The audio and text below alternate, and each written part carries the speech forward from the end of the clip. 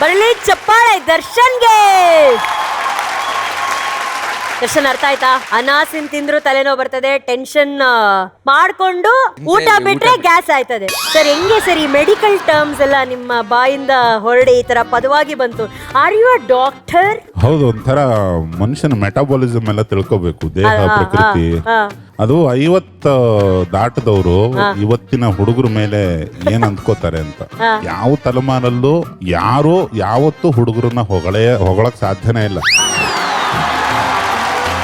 ಅಲ್ಲಿ ಕೂತವ್ರಲ್ಲ ತಾತಪ್ಪ, ಅವ್ರನ್ನ ಕೇಳಿದ್ರೆ ಬೈತಾರೆ. ನಮ್ ಕಾಲದಲ್ಲಿ ಹೆಂಗಿತ್ತು ಅಂದ್ರೆ ಇವತ್ತು ಇದಾವೆ ಇವೆಲ್ಲ. ನೀವು ನೋಡಿಲ್ವಾ ಅವ್ರಿಗೆ ಇವತ್ತು ಅವ್ರ ಪಕ್ಕದಲ್ಲಿ ಕೂತ್ಕೊಂಡಿರೋಳು ಹಾಳು ಅರ್ಥನೇ ಆಗಿಲ್ಲ ಇವತ್ತು ಅವ್ರು. ಅದು ಪ್ರತಿ ಕಾಲದಲ್ಲೂ ಇರಬೇಕು. ಇದು ಚಿಕ್ಕವರಾಗಿದ್ದಾಗ ಮಾಡದೇ ಇರೋ ಕಿತಾಪತಿ ಇಲ್ಲ, ದೊಡ್ಡರಾದ್ಮೇಲೆ ಹೇಳದೇ ಇರೋ ವೇದಾಂತ ಇಲ್ಲ ಅಂತಾರಲ್ಲ. ಅಂದ್ರೆ ತಾತನು ಅವಾಗ ಹುಡುಗ ಆಗಿದ್ದಾಗ ಅವ್ರ ಹಿರಿಯರು ಅಯ್ಯೋ ಇವರೆಲ್ಲ ಬೆಟ್ರು. ಸಾಧಾರಣ ಕಿತಾಪತಿ ಮಾಡಿರಲ್ಲ ಅವರು. ತಾತ ಹೆಂಗಿದ್ದೀರ? ಆರಾಮ? ಆರಾಮ್. ಹೆಂಗೆ ಜೀವನ ಎಲ್ಲ? ಹಿಂಗೆ ಸಾಧಾರಣ. ಸಾಧಾರಣ ಹೆಂಗೆ? ಸೆಲ್ಫಿ ಸೆಲ್ಫಿ ಸೆಲ್ಫಿ ಸೆಲ್ಫಿ ಅಂದ್ರೆ ಎಲ್ಲ ತಗಂತಿರ್ತಾರೆ. ಹೆಂಗೆ ನಿಮ್ಮೂರಲ್ಲೆಲ್ಲ ತುಂಡೈಕ್ಲೆ ಹೆಂಗೆ? ಹುಡುಗರು ಎಲ್ಲ ಈಗಿನ ಕಾಲ ಪರಿಸ್ಥಿತಿ ತಕ್ಕಂತ ಅವ್ರು ಏನ್ ಮಾಡ್ಬೇಕಂತ ಮಾಡ್ತವೆ, ನಾವು ಸುಮ್ಮನೆ ನೋಡ್ತಿರೋದು ಅಷ್ಟೇ. ದೊಡ್ಡೋರು ಕೊಡೋದಿಲ್ಲ ಪರ್ಮಿಷನ್, ಕಾಂಪೌಂಡ್ ಹಾರುತ್ತಿದೆ ಜನರೇಷನ್. ಅಲ್ಲ ನೀವು ಹುಡುಗ ಇದ್ದಾಗ ಏನು ತರಲೇ ಮಾಡಿಲ್ವೇ? ನಾವೇನು ತರಲೆ ಮಾಡ್ತಿರ್ಲಿಲ್ಲ. ಯಾಕೆ ಅಂತಂದ್ರೆ ಅವತ್ತಿನ ಸಂದರ್ಭ ನಮಗೆ ವಿಚಿತ್ರವಾದ ಕೆಲ್ಸಗಳಿರೋವು. ವಿಚಿತ್ರವಾದ ಕೆಲಸ. ಬೆಳಗ್ಗೆ 8 ಗಂಟೆಗೆ ಜಮೀನಿಗೆ ಹೋದ್ರೆ ಬರ್ತಿದ್ದೆ ರಾತ್ರಿ 9 ಗಂಟೆಗೆ. ಹಂಗಾಗಿ ಪುರ್ಸತ್ತೆ ಸಿಕ್ತಿರ್ಲಿಲ್ಲ. ಸಂದರ್ಭ ಏನಂದ್ರೆ ಮನುಷ್ಯನಿಗೆ 3 ಅವಸ್ಥೆ: ಬಾಲ್ಯ, ಯೌವನ, ಮುಪ್ಪು. ಬಾಲ್ಯದ ಮಾಡಬೇಕು, ಯೌವನದ ಮಾಡಲ್ಲ, ಯೌವನದ ಮಾಡಬೇಕು, ಮುಪ್ಪಿಲ್ ಮಾಡೋದು, ಮುಪ್ಪಿಲ್ ಮಾಡಬೇಕು. ಆ 3 ಅದ್ರಾಗ ಇದ್ರನ್ನ ಮಾಡಕ್ಕಲ್ಲ, ಅದನ್ನ ಮಾಡಕ್ಕಾಗಲ್ಲ. ಆಯಾ ಏಜಿಗೆ ತಕ್ಕಂತೆ ಅದನ್ನ ಮಾಡಿದ್ರೆ ಅದು ಶೋಭಾಯಮಾನವ. ಅಲ್ವಾ? ಅರೆ ಲವ್ಲಿ ತಾತ, ಸಖತ್ತಾಗಿ ಹೇಳಿದ್ರಿ ಗ್ರಾಂಡ್ಪಾ. ಈಗ ನಿಮ್ ಫೇವ್ರೆಟ್ ಹೀರೋಯಿನ್ ಯಾರು ಅಂತ ನಾನು ಹೇಳ್ದೆ, ಭಟ್ರಿಗೆ ಹೇಳಿ. ಮಾಧವಿ. ನೋಡಿ ಮಾಧವಿ. ಭಟ್ರು ಗೊತ್ತಾ ನಿಮ್ಗೆ ಯಾರು ಅಂತ? ಗೊತ್ತು. ಯಾರು? ಕಾಮಿಡಿ ಕಿಲಾಡಿ ತಾತ. ಕಾಮಿಡಿ ಕಿಲಾಡಿಗಳಿಗಿಂತ ಮುಂಚೆ ಅವರು ಡೈರೆಕ್ಟ್ರು. ಎಂತ ದೊಡ್ಡ ಡೈರೆಕ್ಟ್ರು, ಎಂತೆಂತ ಹಾಡುಗಳನ್ನ ಬರೆದವ್ರೆ ಗೊತ್ತಾ ನಿಮ್ಗೆ?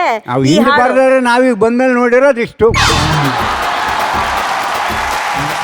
ನಾವು ಬಂದ್ಮೇಲೆ ನೋಡಿರೋದು ಹೇಳ್ತಾ ಇದೀವಿ. ಈಗ ಇವನ್ ಹಾಡಾಡನಲ್ಲ ದರ್ಶನ್, ತುಂಡೈಕ್ಲ ಸಾವಾಸ 3 ಹೊತ್ತು ಉಪವಾಸ.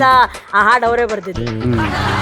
ಹೆಂಗ್ ಬರ್ದವ್ರೆ? ಚೆನ್ನಾಗಿದೆ ಅಲ್ಲ? ಈಗಿನ ಪೀಳಿಗೆ ಕರೆಕ್ಟ್ ಆಗಿದೆ.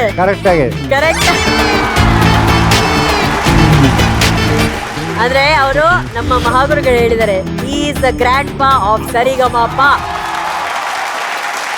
ಎಲ್ಲದಕ್ಕೂ ಫಿಲಾಸಫಿ ಎಲ್ಲ ಹೇಳ್ಕೊಡೋದು ಅವರೇ. ಏನೇ ತಪ್ಪು ಮಾಡಿದ್ರು ತಿದ್ದೋದು ಅವರೇ, ತಮಾಷೆ ಮಾಡೋದು ಅವರೇ, ನಮ್ಮನ್ನ ಅಳಿಸೋದು ಅವರೇ. ಒಂಥರ ಅವ್ರ ಮಜಾ ತಾತ ಅವ್ರಂತರ. ಅವ್ರಿಗೆ ಅದೇ ಹೇಳಿದ್ನಲ್ಲ, ಮಾಧವಿ ಅಂದ್ರೆ ಅವ್ರಿಗೆ ತುಂಬಾ ಇಷ್ಟ. ಥ್ಯಾಂಕ್ ಯು ತಾತ, ಥ್ಯಾಂಕ್ ಯು.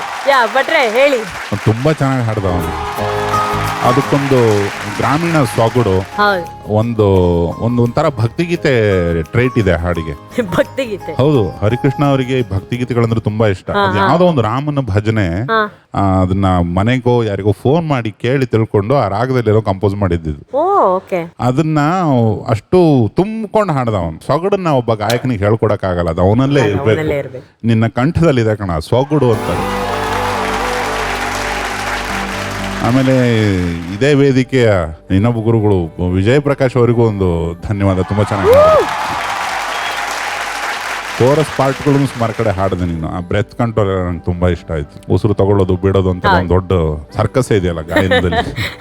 ನಾವು ನೀವು ಹಾಡಕ್ ಹೋದ್ರೆ ಎಲ್ಲಿ ಉಸಿರು ತಗೋಬೇಕು, ಎಲ್ಲಿ ಬಿಡಬೇಕು, ಉಸಿರು ತಗೊಳ್ಳೇಬಾರ್ದ ಏನು ಗೊತ್ತಿಲ್ಲ ನಮ್ಗೆ. ನಾನ್ ಹಾಡಿದ್ರೆ ಉಸಿರು ಹೊಟ್ಟೆ ಹೋಗುತ್ತೆ ಎಲ್ಲಾರ್ದು. ಆತರ ಅದ್ರದ್ದು ಮ್ಯಾನೇಜ್ಮೆಂಟ್ ಚೆನ್ನಾಗಿ ಮಾಡೋದು ಅನ್ನಿಸ್ತು. ಮತ್ತೆ ಕಂಠ ಗಟ್ಟಿ ಇದೆ,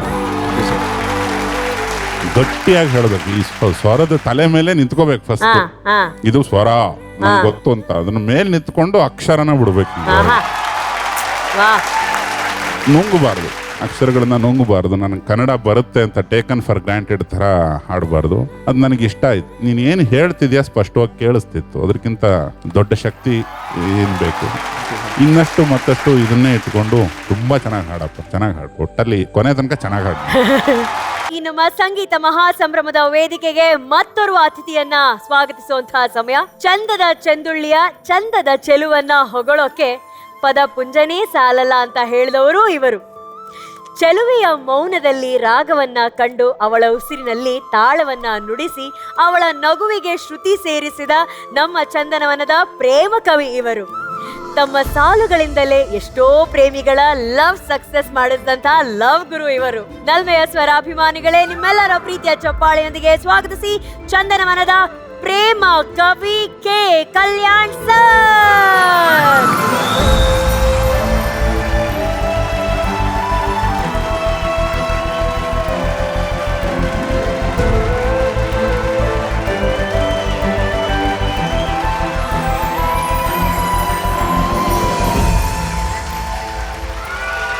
ಸಂಗೀತದ ಅರಮನೆಗೆ ಕೆ ಕಲ್ಯಾಣ್ ಸರ್ಗೆ ಸ್ವಾಗತ, ಸುಸ್ವಾಗತ.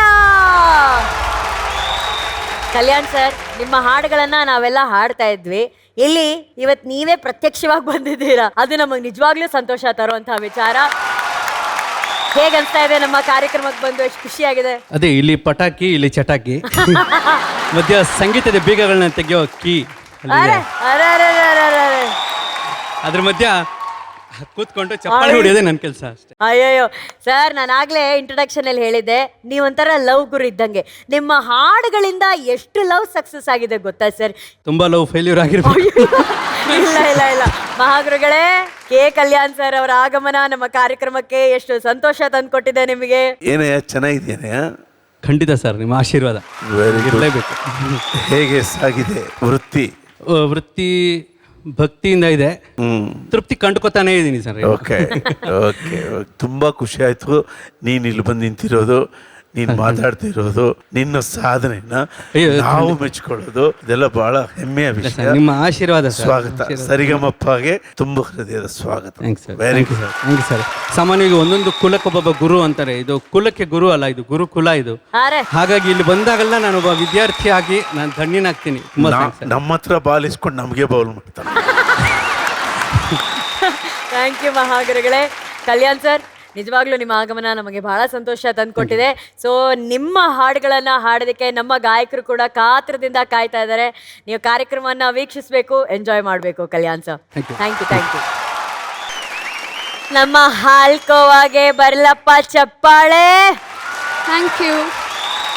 ಈ ಹಾಡಿನ ಸೃಷ್ಟಿಕರ್ತರಾದಂಥ ನಮ್ಮ ಕೆ ಕಲ್ಯಾಣ್ ಸರ್ಗೆ ಒಂದು ದೊಡ್ಡ ಚಪ್ಪಾಳೆ.